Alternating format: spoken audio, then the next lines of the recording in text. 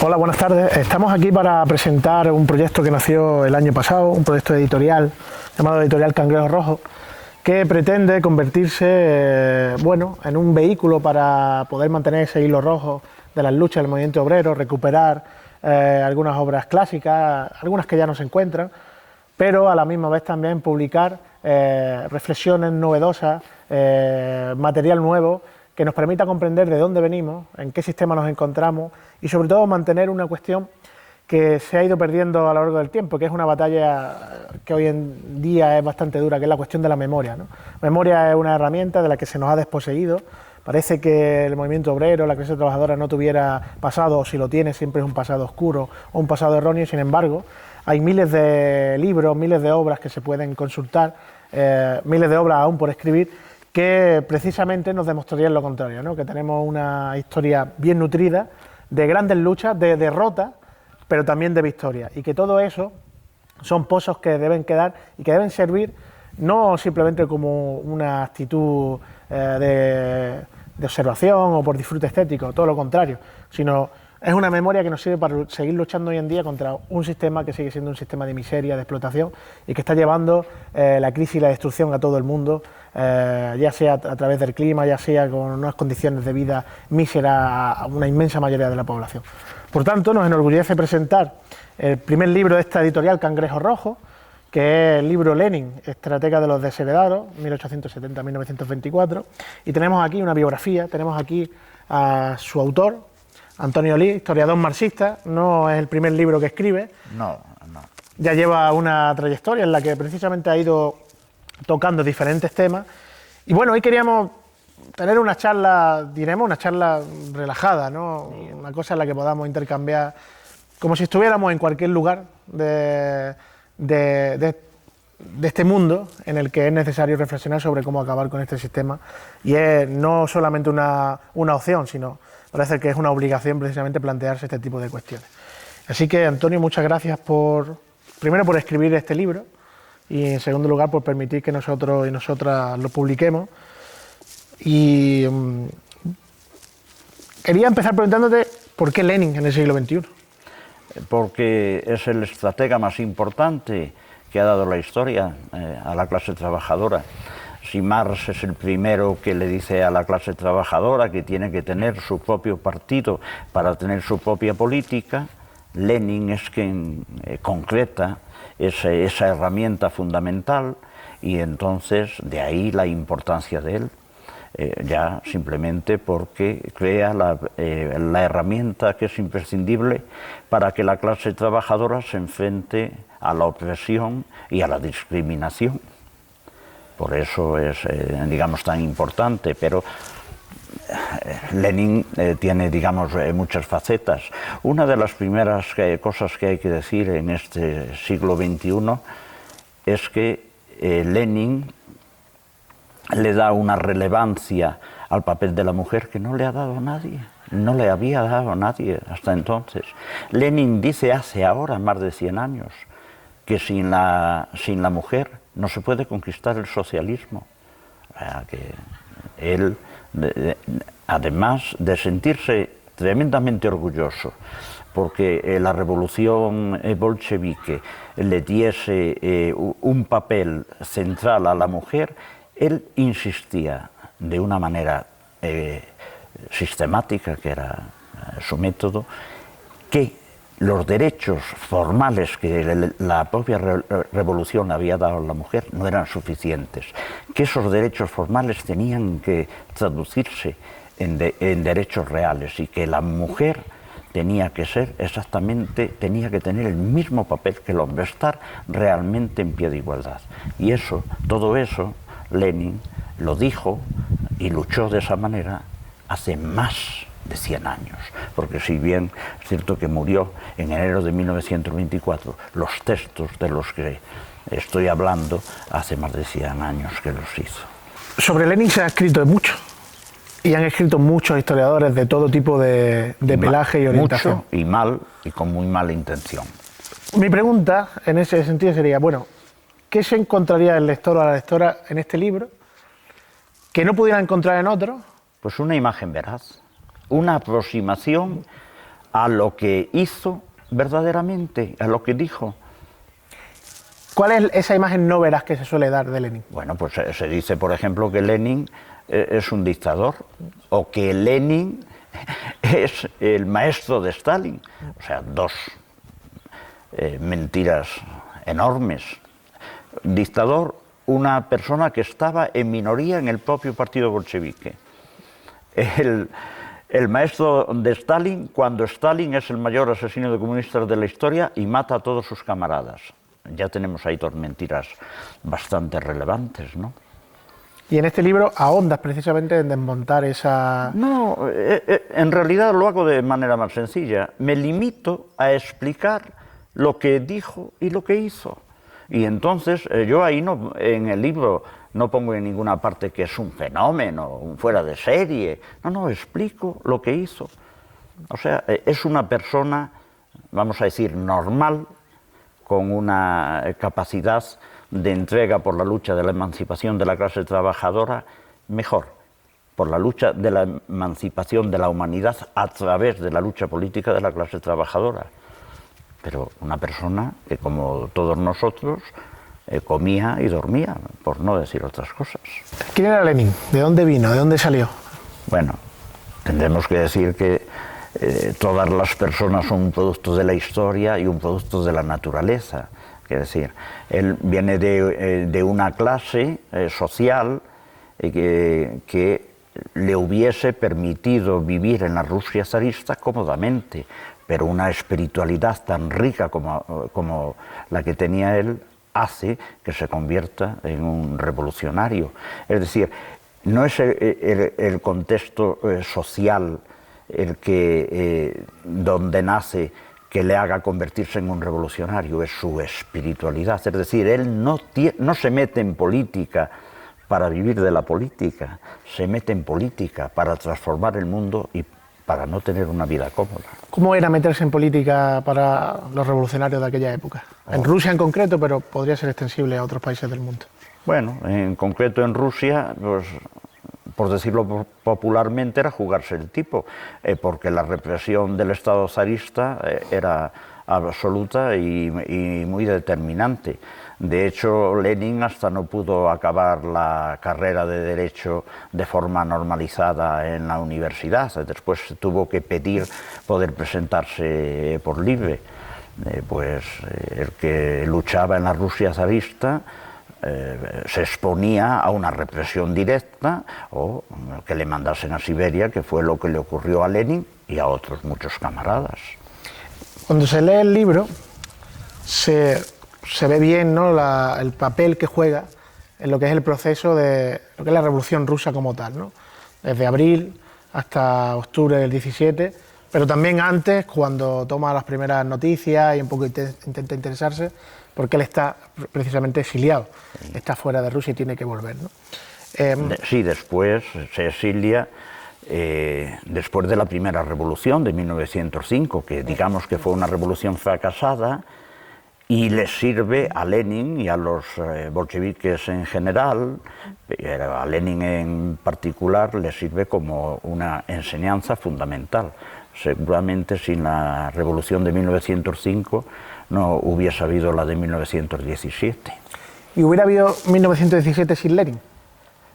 No, expliquémonos. Las movilizaciones sociales vienen por las contradicciones que genera la sociedad, ¿vale?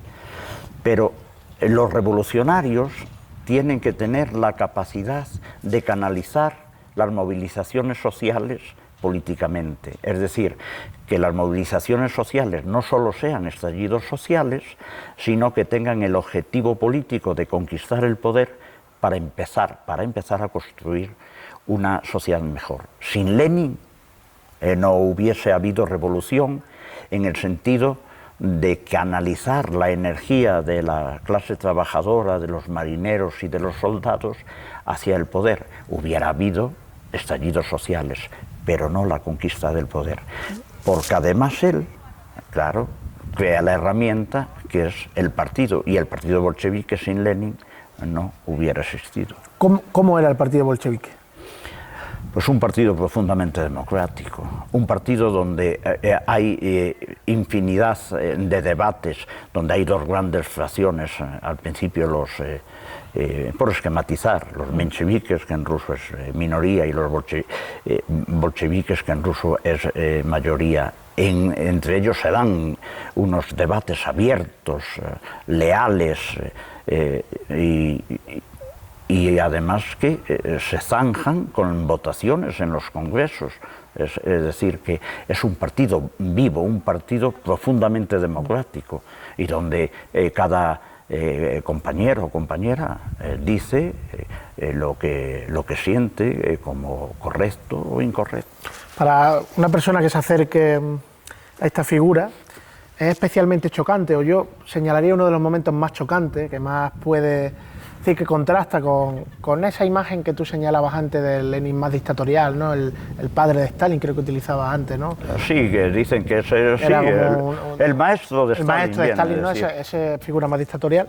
Pues uno de los momentos más chocantes es cuando precisamente están en la previa a octubre del 17, es decir, la previa a la toma del poder por parte de los soviets, ¿no? Esa orientación que se implementa desde el partido bolchevique. Y Lenin, que es una figura con una autoridad enorme ya en ese momento, en su partido evidentemente, y entre los trabajadores y trabajadoras en Rusia, no tiene la mayoría, la opinión del Comité Central del Partido Bolchevique, no, en mayoría no lo apoya, sino todo lo contrario, ¿no? Exactamente. Desarrolla un poco eso, porque creo que es uno de los episodios más de contraste. Bueno, cuando Lenin considera... Lenin era un estratega, es decir, no funcionaba por esquemas, funcionaba analizando la realidad concreta.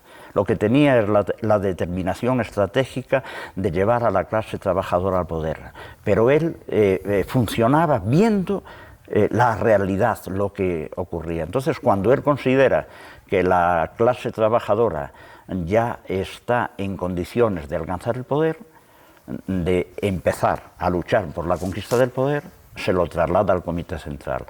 Y le dice al Comité Central algo tan sencillo como que pongan la insurrección en el orden del día para que se discuta en el partido y, lógicamente, se empieza a trabajar en esa dirección. Cuando reciben esa carta, que además Lenin hace copias y le pide que se lo pasen al resto de la organización, todos, la mayoría, se quedan perplejos. Pero en esa reunión, que no estaba Lenin, ¿no? Estaba Trotsky, estaba Kamenev, estaba Zinoviev, estaba Bukharin, estaba Stalin, y se quedan diciendo, pero ¿cómo? La insurrección, Trotsky viene a decir algo ahí que, bueno, está citado en el libro, dice, nos quedamos absolutamente perplejos. O sea, porque Lenin dice, es el momento de poner la insurrección en el orden del día. ¿Y qué hizo el Comité Central? Pues cogió y guardó la carta de Lenin y no se la pasó al resto del partido. ¿Eso es el funcionamiento de un dictador? Me parece que no. ¿Cómo es Lenin ya una vez se ha tomado el poder? Pero, la misma persona de siempre, es decir, una persona que tiene la determinación de llevar a la clase trabajadora al poder para crear una organización basada en la justicia social y donde en esa sociedad las mujeres tuvieran los mismos derechos que los hombres. Determinación, una determinación democrática absoluta, eso sería lo que podríamos decir de Lenin. Lenin es igual con el poder que sin el poder, porque el objetivo estratégico que se plantea siempre es conquistar una sociedad fundamentada en la justicia social. Quiere decir, no varía, no cambia. Lo que hace es que da pasos, digamos, tácticos en función de la realidad, pero su espiritualidad y su comportamiento como persona no cambian un ápice. El estalinismo se ha considerado por generalmente historiadores más bien de la academia o de representantes de las ideas burguesas, ¿no?, como una continuación natural, es decir, como el producto, claro, el hijo natural de Lenin. Había elementos de los que dieron lugar al estalinismo que ya estaban justo en el periodo después de la toma del poder. Pequeños elementos de burocratización que fueron advertidos desde fuera, ¿no?, de esos peligros. pero sin embargo, ¿es Stalin y Lenin un sinónimo? ¿Son un sinónimo? No, a ver, Stalin, para decirlo claro, es el mayor asesino de comunistas de la historia, y esto que lo dice es un historiador marxista. Es el mayor asesino de comunistas de la historia. Mató, asesinó a los compañeros de Lenin, a los que hicieron la revolución bolchevique, y asesinó a los cuadros que generó la revolución de octubre. Esos jóvenes, esas mujeres y esos muchachos soviéticos que junto con los camaradas de la Tercera Internacional tendrían que haber luchado por el socialismo en la propia Unión Soviética y en el mundo, y concretamente en Europa. Es decir, Stalin es la antítesis.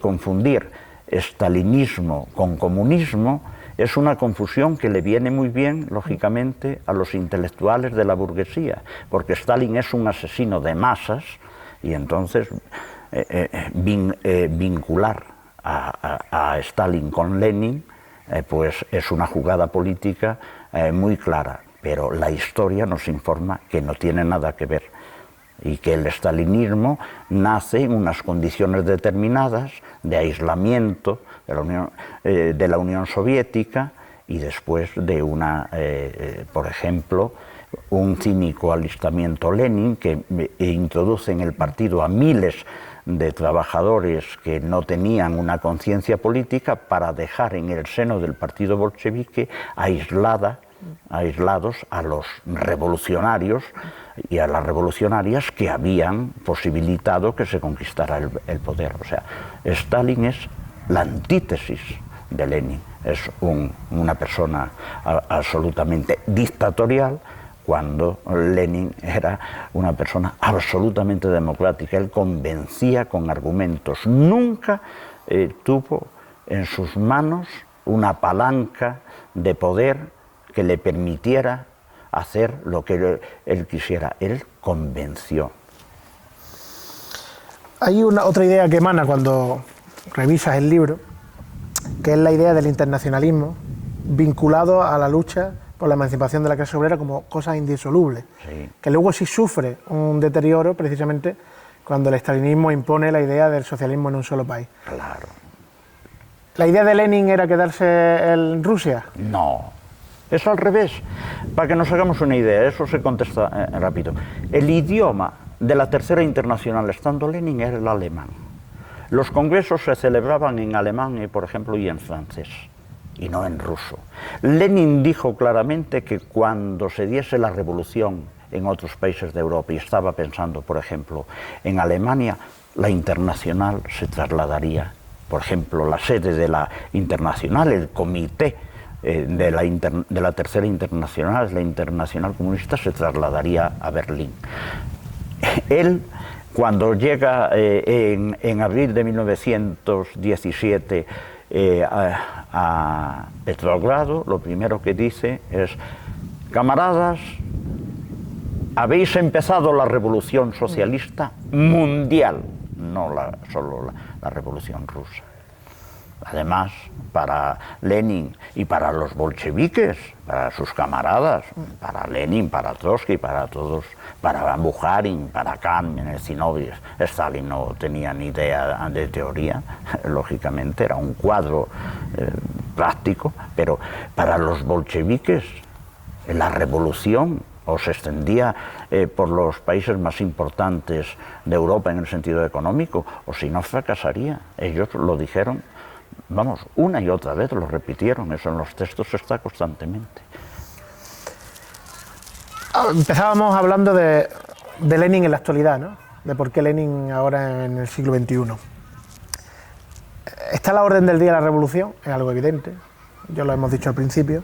Está a la orden del día la necesidad de acabar con este sistema. Está a la orden del día el partido que Lenin construyó, porque fue el teórico principal de una herramienta. Cuando me dices que si está al orden del día, me quieres decir que si hay la necesidad del partido de Lenin, que es bueno, que en la Revolución Rusa se conocía ya como por la simbiosis que se da entre Lenin y Trotsky, ya decían el partido de Lenin y Trotsky. Claro. La necesidad y la pertinencia.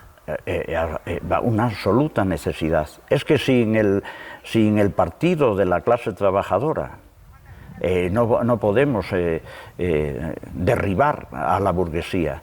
Y hay que decir una cosa, y que la clase trabajadora en Rusia era minoritaria. La clase trabajadora hoy en los países occidentales es socialmente mayoritaria. Es decir, en la teoría abstracta, hoy sería más fácil para la clase trabajadora conquistar el poder. ¿Qué le falta a la clase trabajadora? Conciencia política.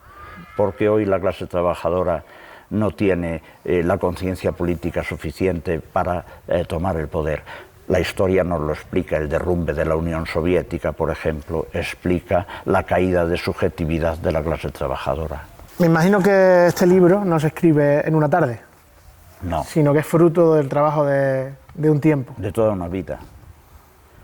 A ver, para escribir la biografía de un personaje como Lenin, no solamente tienes que conocer sus obras de una manera mecánica o esquemática, tienes que conocer su espiritualidad.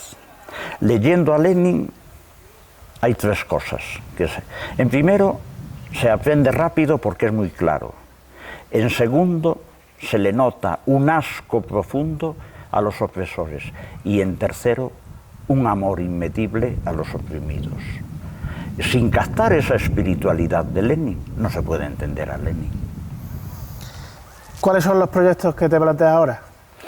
Bueno, tengo dos obras y estoy pensando si hago primero una u otra, pero vamos a... Igual aquí tiene algo que decir en su momento Cangrejo Rojo, porque se elaboró, desde luego, en agradecimiento a Cangrejo Rojo por publicar una biografía como la de Lenin, la próxima obra será la editorial que primero se lo ofrezca. Pues muchas gracias, Antonio.